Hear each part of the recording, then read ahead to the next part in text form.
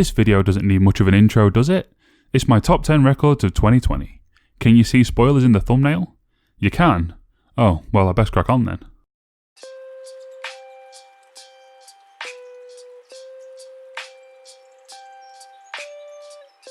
As I mentioned during the Exploring the Concept video I did on Vanilla, Sleepy Fish is a chill hop act that I absolutely adore. They've released 2 records this year, but the latter is my pick for the top 10, Everything Fades to Blue.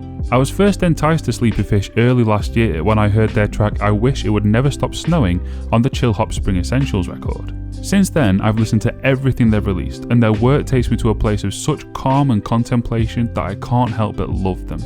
A video might well have to be made on this record, but for now, its inclusion in this one will have to do. Highlights include the track you're hearing now, Backyard Puddles, the ethereal track Bookshelves, and the dreamlike closer, Way Away. Check it out.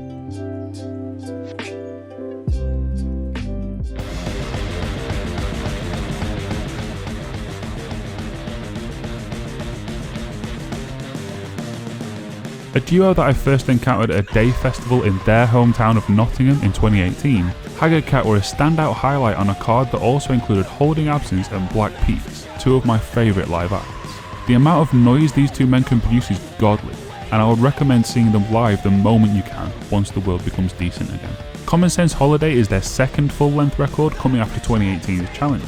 For me, the 2020 effort is a step up in all areas, with tracks like Ghosts Already, Human Animals, and the track you're hearing now, Showreel, among the standouts. Definitely give it a spin. I'm going to be saying that at the end of every album description at this rate. I'll stop here, but assume that I want you to listen to all of these, okay? Cool.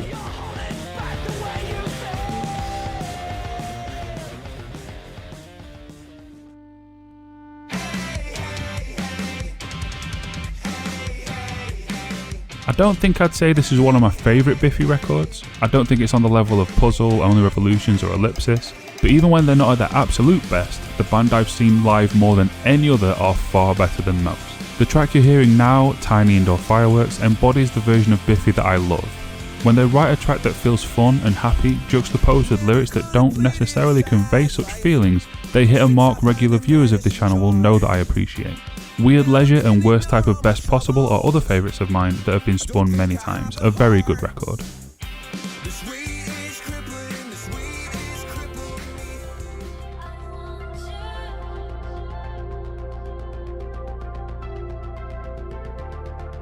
In a former life, where I was also called Rustin Charmaine, I hosted a weekly-ish podcast radio show on synthwave music. Jessie Fry was a regular feature on that show, popping up on more than one occasion with her various excellent tracks. This year she released the album Kiss Me in the Rain, hosting a mixture of tracks heard in previous years along with some new material. This is an excellent record.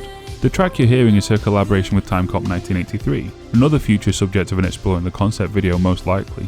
This is a track I've been spinning with regularity for almost 2 years now, and when I saw that a full-length album was coming I was ready to adore it.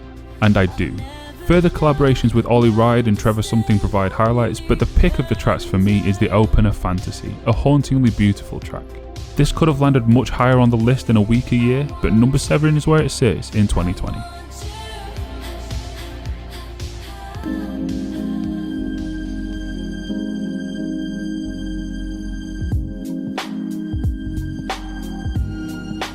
So give it all you got.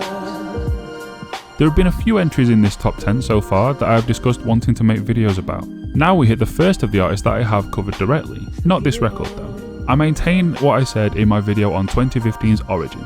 Vanilla is the best place to go for down-tempo chill hop.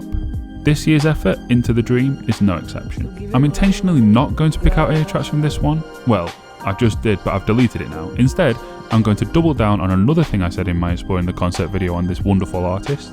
Listen to the album in full. It flows so wonderfully, and at 1 hour and 18 minutes it can ease you through a relaxing walk or carry you on past an annoying drive. This album is a life tool. Use it.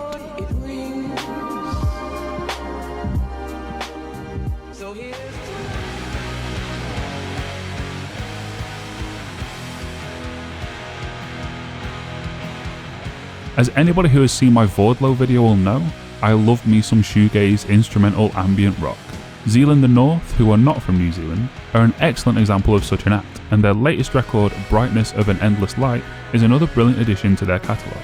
Similar really to how I view Into the Dream, this record is a vehicle for a bad day, forcing through with a little more power and drive, which might be why it sits one spot higher on my list. Again, listen to this record in full, but if you just want to check out a single track to dip your toe into this particular ocean of greatness and talent, give Come Promise a play and feel the smile spread across your face. Wonderful stuff.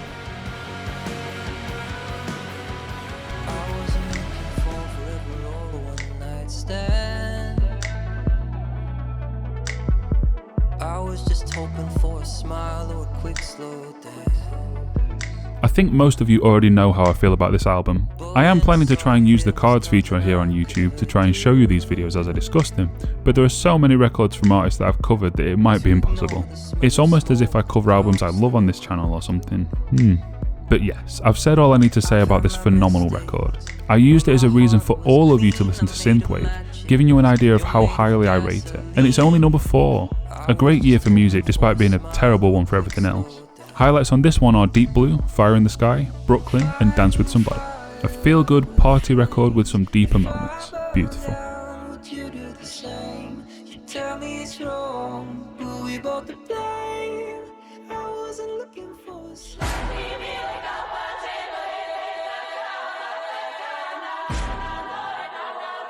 Another one I made a quickie video on, it surprised me so much. Released on Halloween Eve and inspired by various video games, movies and Linkin Park songs, this long EP/short album is an excellent work of variance and collaboration. Some tracks hit harder than others, giving the record some weaker moments, but the strong songs are more than enough to carry it this far up the rankings. Dear Diary is one of the better opening tracks to any concept record, hammering home the themes with brutal efficiency. Kingslayer in its prequel Itch for the Cure might add up to be my favourite individual track of the year, the addition of Baby Metal a moment of pure genius.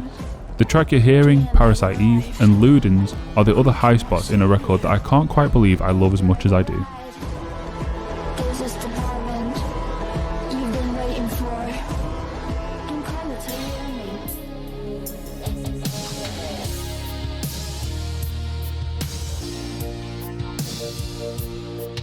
A second entry in a row, 2 of the top 3 from my hometown of Sheffield. Bias? Nepotism? No. We're just good at music round here. Video Kids are a synthwave duo who live and breathe the 80s retro lifestyle, and their music is an expression of such leanings. This album is a compilation of all of the singles they've produced so far, all of which featured heavily on my former radio show and are littered throughout my various Spotify playlists. Whether it be my shower playlist, workout, walking, pre-drink, party, or my good mood collection simply called Happy Boy with an I. That sums up pretty well how this music makes me feel. They're so energetic and genuinely excitable that the mood comes infectious through the music. The track you're hearing, Dreamworld, is a standout of theirs, along with Vector Horizon and Video Kids. Yes, that's right, Video Kids is the name of the artist, album, and opening track. I think they're really proud of that moniker.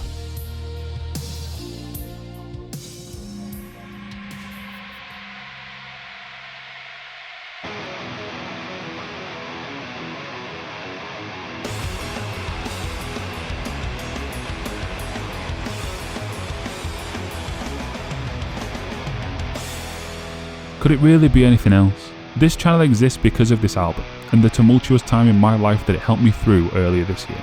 It is dark and angry, and yet earnest and hopeful. It is everything Deftones are known for, with their odd mix of nu metal, shoegaze, metalcore, and ambient rock. An odd combo on paper, but it really goes off on this record. There are many highlights to choose on this one. Genesis, Ceremony, The Spell of Mathematics, Error, The Link is Dead. Honestly, I've listened to this record from front to back so many times at this point that I could probably pick out every single track. This album means one hell of a lot to me for many personal reasons, but even discounting that, it's exceptional and worthy of its place at the pinnacle of my end of year chart. I can't recommend it highly enough. All in all, 2020 has been an abysmal year in almost every facet, but not in music. We have seen some astounding levels of creativity from artists this year, and I can't thank them enough for their efforts. Here's to more in 2021. And maybe we can see some of them live too. Here's hoping.